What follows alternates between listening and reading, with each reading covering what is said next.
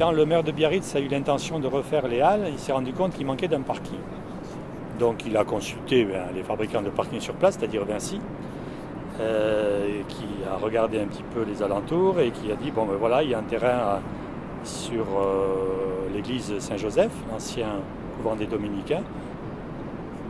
Mais vu l'étroitesse des lieux, et on pourra difficilement faire plus de 250 places. Et puis d'autre part, il y a plein d'immeubles tout autour. Donc c'est des travaux qui vont coûter très cher et qui ne sont pas rentables.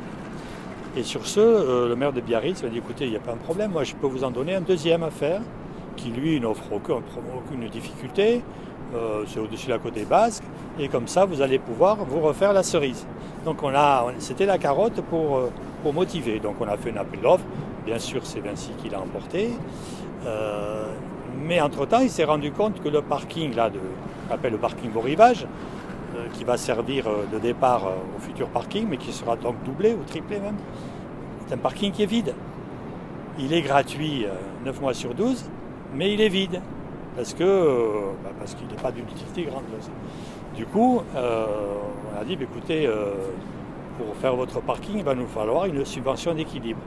Laquelle subvention d'équilibre se monte à 850 000 € par an sur 11 ans, ce qui fait 9 350 000 pour un parking qui sera utilisé pendant 1 mois et demi.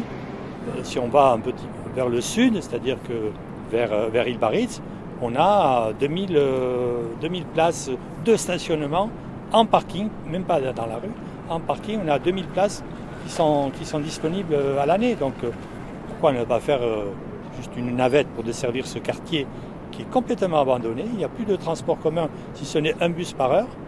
Donc ce quartier est à l'abandon. Il faut refaire une circulation douce, refaire une desserte. Et du coup, on peut utiliser tous ces parkings-là autour de la Cité de l'Océan qui sont vides. J'habite le quartier Beau Rivage et je vais à la Côte des Basques depuis que je suis toute petite.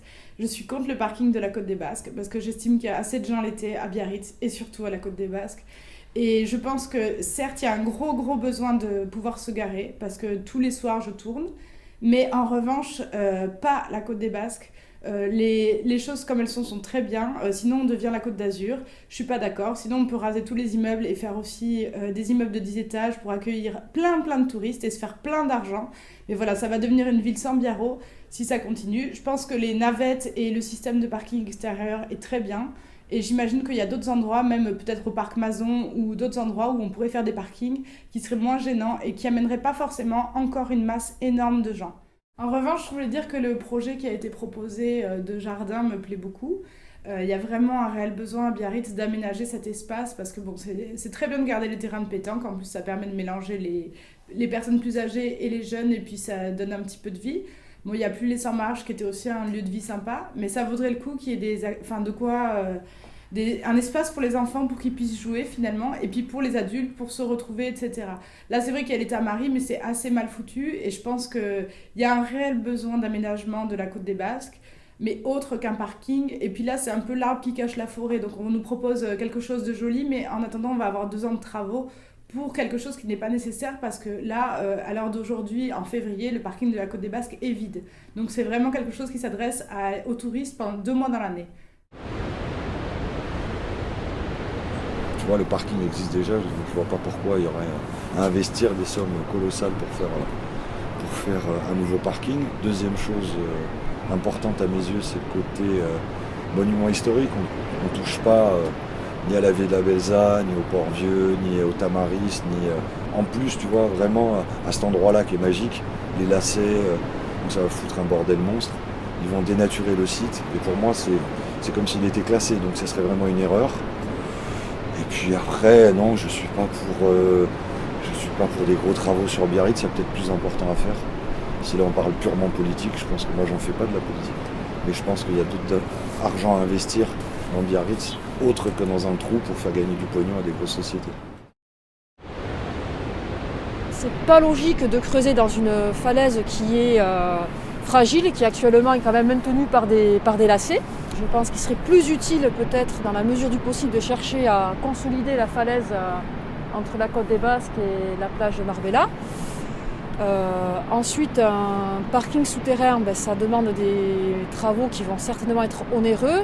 Donc, il y aura certainement un coût pour les biarros. Et ce projet va également, les personnes qui vont pouvoir accéder au souterrain seront les personnes qui auront les moyens de payer un parking. Là, actuellement, on a la chance d'avoir un parking en haut des lacets qui est gratuit hors saison estivale et qui permet aux riverains, aux personnes qui descendent en week-end de se garer gratuitement et d'avoir accès directement à un chemin du littoral qui est magnifique. Donc voilà, je pense que là actuellement, c'est très bien comment on peut se garer. Il y a des gens qui trouvent qu'il n'y a pas assez de parking pour éliminer les voitures à l'intérieur de la ville, ce qui a été déjà commencé à être fait. Maintenant, le problème, est-ce qu'on en a vraiment besoin?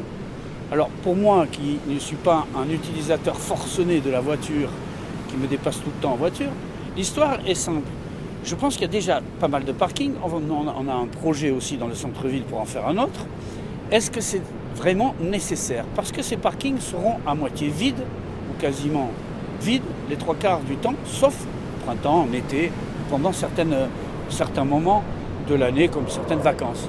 Est-ce vraiment une nécessité? Je n'y crois pas. Voilà.